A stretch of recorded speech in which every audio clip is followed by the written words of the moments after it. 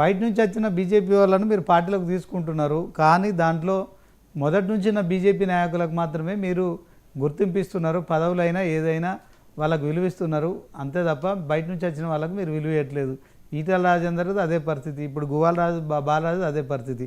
ఇట్లాంటి మెసేజ్ ఉన్న తర్వాత మీకు నిజంగానే వస్తే మరి ఎన్ రామచంద్రరావు గారు చెప్పినట్టుగా హర్షవర్ధన్, రేఖా కాంతారావు, పైలట్ రోహిత్ రెడ్డి వీళ్ళు ముగ్గురు మాత్రమే వస్తారు కావచ్చు, సిట్టింగ్ ఎమ్మెల్యేలు మీ పార్టీలోకి వస్తారని రామచంద్రరావు గారు చెప్తున్నారు. వాస్తవానికి ఇట్లాంటి అభిప్రాయం అయితే ఇప్పుడు ఈ మధ్య కాలంలో మనం చూసినాం, బీజేపీ రాష్ట్ర అధ్యక్ష పదవి కోసం ఈటల రాజేందర్ సీరియస్గా ఫైట్ చేసిరు.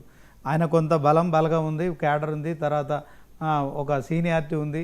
ఒక 25 సంవత్సరాల నుంచి ఆయన 7 సార్లు ఎమ్మెల్యే గెలిచిండు, 2 సార్లు మంత్రి చేసిండు. బీజేపీలో కూడా మీరు జాతీయ కార్యవర్గ సభ్యుల కింద చేసిరు, దాంట్లో ఓకే. కానీ బయట నుంచి వచ్చిన వాళ్ళకు బీజేపీలో పూర్తిగా ఏ అధికారాలు ఉండవు, ఏ గౌరవం ఉండదు. కొంత మీరు బయటి వారి లెక్కన చూస్తున్నారు, నిజమేనా? అది అంతవరకు అనడం కరెక్ట్ కాదు.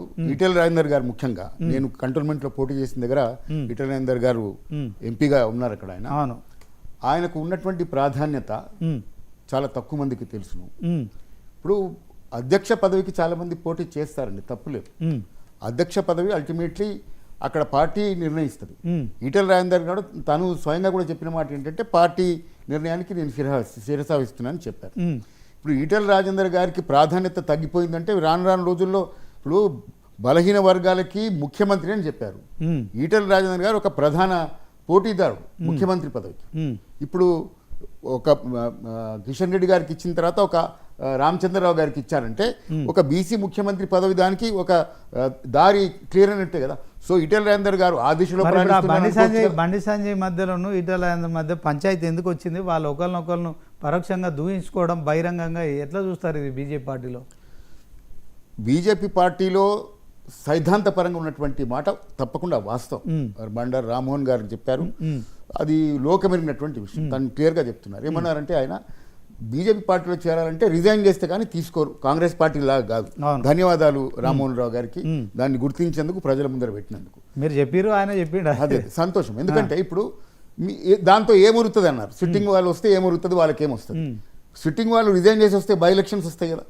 మరి బై ఎలక్షన్స్ వస్తే దాంట్లో బీజేపీ గెలిస్తే అది పాజిటివ్ అవుతుంది కదా. సో ఆ యాంగిల్లో మీరు కూడా ఖచ్చితంగా గమనించాలి. మీరు అనలిస్టు, మీరు కూడా దాన్ని ఆలోచించుకోవాల్సిన అవసరం ఉంటుంది. సో ఆ పరిస్థితి రాబోతున్నది. అక్కడ పోయిన 10 మంది దగ్గర కూడా కొందరికి బై ఎలక్షన్ రాబోతున్నది. ఇక్కడ నుంచి సిట్టింగ్ ఎమ్మెల్యే జాయిన్ అయ్యి రిజైన్ చేసి వస్తే కూడా బై ఎలక్షన్ రాబోతుంది. మొత్తం గాలి మారేటటువంటి పరిస్థితి. సార్ మీరు మాట్లాడినప్పుడు నేను మాట్లాడలేదు, దయచేసి మీరు ఎంతసేపు మాట్లాడినారు, మీరు పెద్దవారు, దయచేసి మాకు అవకాశం ఇవ్వాలి. అయితే రామ్మోహన్ గారు ఒక నిమిషం మీరు ఒకటే మాట, మీరు తప్పర్థం చేసుకున్నారు. మీ పార్టీలో చేరితే ఏమొస్తాండే, నేను కాంగ్రెస్ లో పోయిన సిట్టింగ్ లో దిక్కు లేదు, ఆడికి పోతే ఏమొస్తానా. మీరు మాత్రం ఖచ్చితంగా రిజైన్ చేస్తేనే తీసుకుంటారు. రామచంద్రరావు గారి మాటలో అందుకే ధన్యవాదాలు చెప్పినా సార్. అట్లా రామచంద్రరావు గారు కాదు, గతంలో ఎవరు మాట్లాడినా అదే, మా పార్టీలోకి రావాలంటే రాజీనామా చేసి రావాలి. మన బీఆర్ఎస్ నుంచి కాంగ్రెస్ పోయినట్టు, కాంగ్రెస్ నుంచి బీఆర్ఎస్ పోయినట్టు పార్టీ కండవ మార్చుకుంటే సరిపోదని చెప్పారు. ఓకే, చెప్పండి. మామూలు రాజకీయాలకి అంటే ఇప్పుడు మామూలుగా తెలంగాణలో 1-2 ఉప ఎన్నికలు లేవు ఇప్పుడు. అంటే కేవలం జూబ్లీహిల్స్ ఉప ఎన్నిక ఒకటి కాదు, మీ పార్టీలోకి వచ్చే 5 తర్వాత రాజాసింగ్ పరిస్థితి ఏంటండి? రాజాసింగ్ బీజేపీలో ఉన్నట్ట ఏంటిది, ఆయన పార్టీలోకి తీసుకు రాజాసింగ్ రిటర్న్ బ్యాక్ అని చాలా మంది చెప్తున్నారు కదా. రాజాసింగ్ ఎటువంటి పరిస్థితుల్లో బీజేపీ నుంచి దూరం కారండి. ఆయన ఏమన్నారు, కార్యకర్తలు ఎవరైతే ఉన్నారో కార్యకర్తలు మాత్రం సక్రమంగా పనిచేస్తున్నారు, కొంత ఆక్రోశం, ప్రజాస్వామ్యం ఉంటుంది, మాట్లాడుకుంటారు. వంశాతిలక్ గారు, మీరు కనీసం రాజాసింగ్నే కాపాడుకోలేకపోతున్నారు. మీకు కొత్తగా ఇంకో 5 ఎమ్మెల్యేలు రాజీనామా చేసి వస్తే మీరు ఏం మద్దతు చెప్తారు?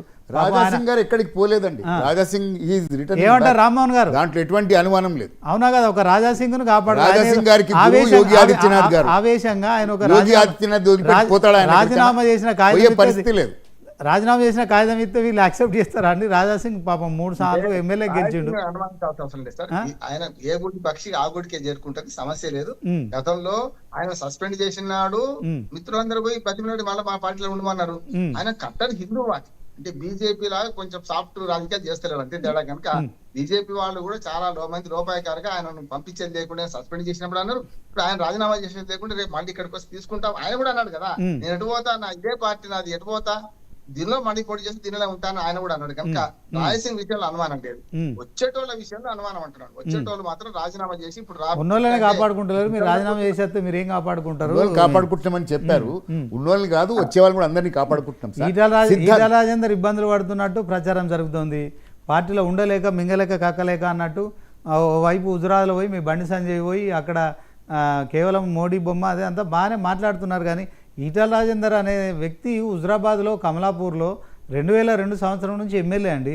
అక్కడ ఆయనకు స్థానికంగా కావచ్చు ఎమ్మెల్యేగా మీ పార్టీకి ఫస్ట్ రెండో ఉప ఎన్నికలు జరిగిన దాంట్లో మీ పార్టీ నిలబెట్టిండు. అప్పుడు అంతకుముందు 2018 మీకు వచ్చిన ఓట్లు కేవలం 2500 ఓట్లు హుజురాబాద్లో.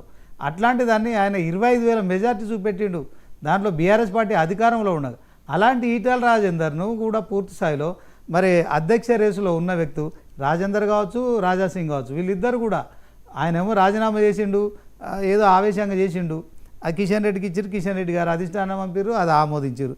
ఓకే, ఈ అసంతృప్తుల మధ్య మీరు రేపు పొద్దున అధికారంలోకి వస్తున్నారు. మీరు కలుపుకోపోవాలి. కానీ ఉన్న పార్టీలనే మీరు కేంద్ర హోంశాఖ సహాయ మంత్రిగా ఉన్న బండి సంజయ్, మరి ఆయన జాతీయ ప్రధాన కార్యదర్శి, ఇట్లాంటి వ్యవస్థలో ఒక కాన్స్టిట్యున్సీ కాదు, అతను రాష్ట్రం మొత్తం శాసించే పరిస్థితిలో ఉన్నాడు. బీజేపీ రాష్ట్ర అధ్యక్షులు చేశారు.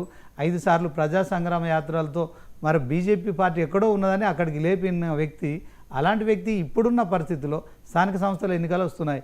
కాంగ్రెస్ పట్ల కొంత 20 నెలల్లో వ్యతిరేకత ఉందని మరి బీజేపీ బీఆర్ఎస్ రెండు ఆరోపిస్తున్నాయి.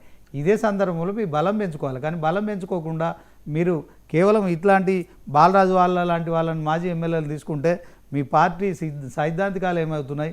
దీంట్లో కేవలం ఇదేదో ఆ కేసులు ఉన్నాయి, అప్పుడు మా మీద కొంత బురద పడింది, ఆ బురద కట్టుకోవడానికి ఇట్లాంటి అప్రూవర్లను తీసుకుంటున్నారని ప్రచారం జరుగుతుంది. నిజమేనా?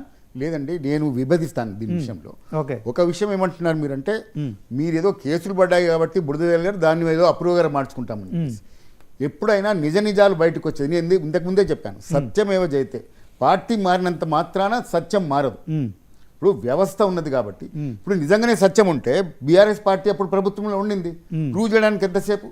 ఇప్పుడు అక్కడ సింహయాజులు గారిని అరెస్ట్ చేశారు, రామచంద్రరావు గారిని అరెస్ట్ చేశారు, ఒక ఫ్లైట్ని ఏర్పాటు చేసి బేల్ సంతోష్ గారిని అరెస్ట్ చేసేటటువంటి ప్రయత్నం చేశారు. మరి అక్కడ మరి ఎందుకు సక్సెస్ కాలేకపోయినారు? వాళ్ళు పవర్లో ఉండి. ఎందుకంటే దాంట్లో నిజం లేదు కాబట్టి. వాళ్ళు ఏదో ఒక బురద జల్లి దాన్ని ఏదో బట్టగాల్చి పైనేసి దాని ఏదో అడ్వాంటేజ్ తీసుకునేటువంటి ప్రయత్నం చేశారు. అది కూడా ఫోన్ ట్యాపింగ్ ద్వారా ఏదో కొంచెం ఇన్ఫర్మేషన్. ఇప్పుడు అచ్చంపేట మాజీ ఎమ్మెల్యే బాలరాజును ఎందుకు తీసుకున్నారు చెప్పండి? అచ్చంపేట